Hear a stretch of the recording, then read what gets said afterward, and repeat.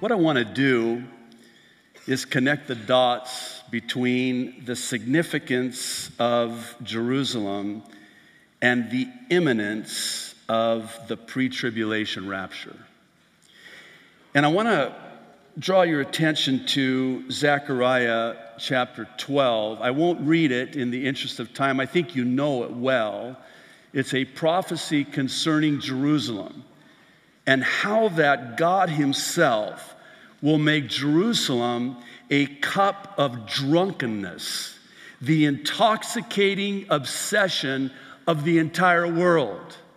And this intoxicating obsession with Jerusalem, of all cities, will be with respect to the dividing of the city of Jerusalem. And it's very interesting what God says, because he says through the prophet, all who would heave it away, dare I say, give it away.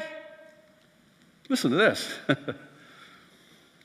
He says, will surely be cut in pieces.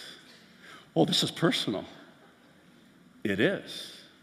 And that's what I want to talk about.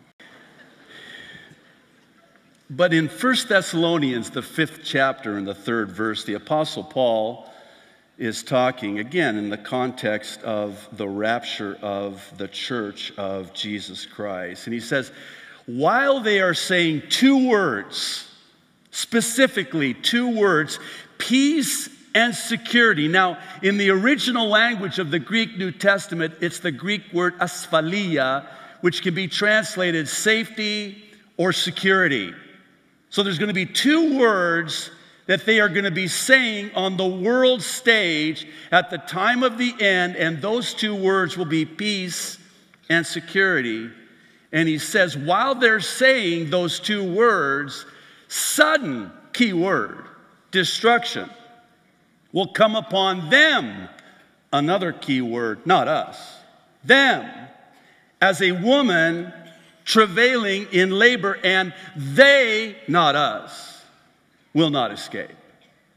Two key prophecies that I sort of want to tie together accurately. I want to read just a couple of excerpts from the President's address at the UN General Assembly.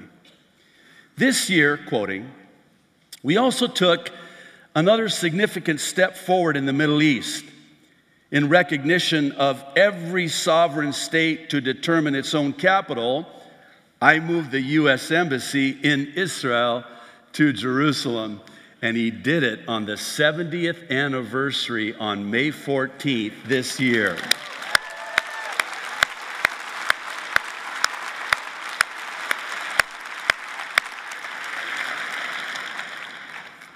He goes on, and I quote, the United States is committed to a future of, here it is, peace and stability in the region, including peace between the Israelis and, I'm adding this, the so-called Palestinians. You'll forgive me. But here's the thing. I was raised all my life, born to an Egyptian father and a so-called Palestinian mother, born in Beirut, Lebanon, immigrated to the United States legally.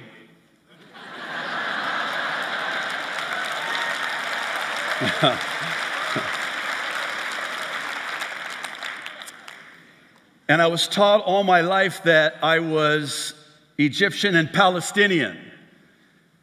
And then I came to a saving knowledge of Jesus Christ at age 19 and began to read the Word of God and realized, and you'll forgive my English, there ain't no such thing as a Palestinian.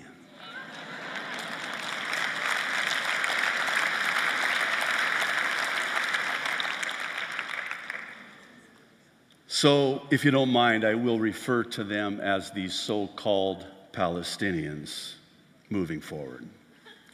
Quoting the president, he continues, we believe that when nations respect the rights of their neighbors and defend the interests of their people, they can better work together to secure the blessings of, here it is again, safety, prosperity, and peace. We must pursue peace without fear, hope without despair, and security without apology. So this was on Tuesday.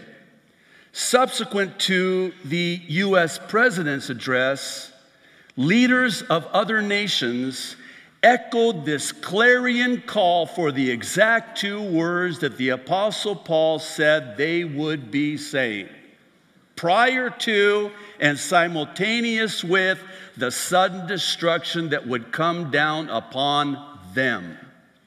Listen to this. Erdogan, Turkey. Peace and stability, quoting Macron. New world order and security, Macron.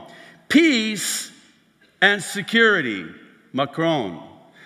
Palestinian 2-state solution, Jordan.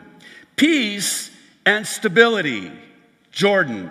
Palestinian 2-state solution. This is at the UN this last week. Jordan. This is interesting. Jerusalem, not New York. Jerusalem is not only Jordan's problem, but yours also, speaking of the UN. Jerusalem, this burdensome stone, this boundary stone that is the burden of the entire world. It's a problem. What are we going to do about the Jerusalem problem? Answer, peace and security. Jordan, peace and prosperity. Qatar, peace and security. Qatar, security and stability.